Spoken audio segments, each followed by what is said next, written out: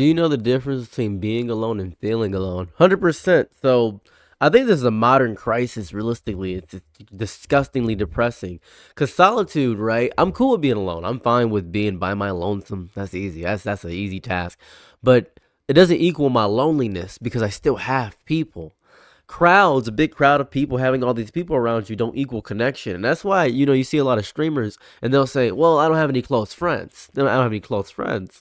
It's strange because being alone means no one occupies your personal space. And that's it. That's the whole definition. It's a room with one chair, a table with one plate, a bed with one body. Empty silence if you want it. You can do that. Most people don't like empty silence. Or it can be full silence if you don't. With background noise and static and all that jazz. You can do that. Feeling alone is different intrinsically because feeling alone means the absence of understanding, the absence of being seen, the absence of someone who gets it without you having to explain every single piece. So you can stand in a packed room, you can have people talking to you all the time, voices reverberating off of the echoes in the wall. You can do that all day. People touching your shoulder, laughing at your jokes. You don't find the jokes funny, but you're laughing at them, and you can feel like you're watching through glass. And I think that's feeling alone more than it is being alone because it's so wildly different to me. I think there's also a modern anxiety that comes with how we operate, and social media has made this worse because you're scrolling through hundreds of lives, hundreds of gatherings, hundreds of couples, hundreds of friends laughing at inside jokes you'll never be a part of. Your brain registers all of it as connections happening elsewhere, something you're missing. Oh, I'm not getting invited to a bridal shower. Oh, this is depressing. Oh, I'm not getting invited to the cookout. This is horrifying. Connection that exists but doesn't include you. And that's an important thing. A large part of humans, this is just us in general, we judge people on their actions and us by our intentions. And you're seeing their actions, but you don't know the intention behind those actions. And the intention behind those actions is probably to manipulate you. And that's irony a little bit. Because you're holding a device designed to connect you to the outside world. And that design in itself is great. But that device makes you feel more alone than sitting in an empty apartment. That's interesting. Like, because an empty apartment, that doesn't judge you. An empty apartment doesn't show you what you don't have. An empty apartment is just kind of there, right? I think also a big issue, a lot of men, I don't know what this is, they romanticize solitude, right?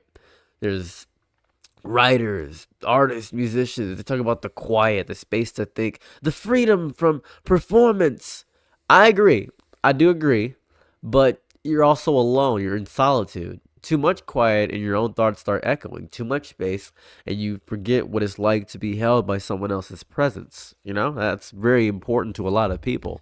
The difference between choosing to be alone and being forced into loneliness matters a lot more. That just matters a lot. Well, what if I get a girlfriend? Oh, that's a good point. Ooh, you got a girlfriend, so you shouldn't feel alone. I'll tell you this importantly. A lot of men feel lonely inside their family. They look at their children and feel lonely, right? They don't have anything. You can feel lonely inside a friendship, right? Where you outgrew the other person. How could you not feel lonely inside a relationship? Someone sits across you at dinner. Someone sleeps right next to you at night. Someone knows your schedule, your habits, the way you like your coffee. I like it black. It's great.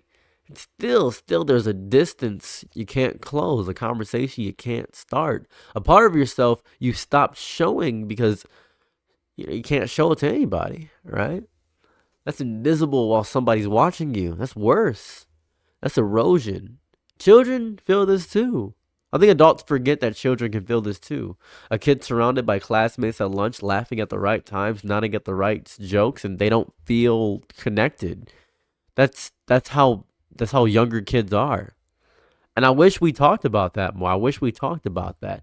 I think the cure for being alone, right, as opposed to being lonely, being alone in general, right, or feeling lonely, the cure to feeling lonely to me is I don't think it's more friends or more dates or even more followers. I got a bunch of followers on a lot of platforms. It doesn't really matter. It's not more messages, more notifications. I think you just look for somebody to understand you.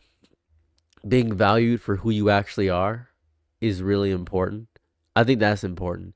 I think some of the most connected people in history spent massive amounts of times alone. There's writers, monks, explorers, scientists. I think that's important. They weren't lonely all the time. They had their work, their thoughts, their relationship with something bigger than social validation. I think people find that relationship in God too. People, a lot of religion harpers on the fact of feeling alone too. Some of the most socially active people probably feel that gap every single day. They post, they party, they produce, they perform. Then they go home and sit in the dark wondering why none of it stuck with them. It's a part of it. That's a big part of it. That's a huge part of it. But I'm just rambling. I guess I'm just rambling. I'm just rambling. I'm your Nick and night, be my Laurel, use low. Ooh, happy to try what you need. Your world, I love to live in it. Ooh, I love the ride when you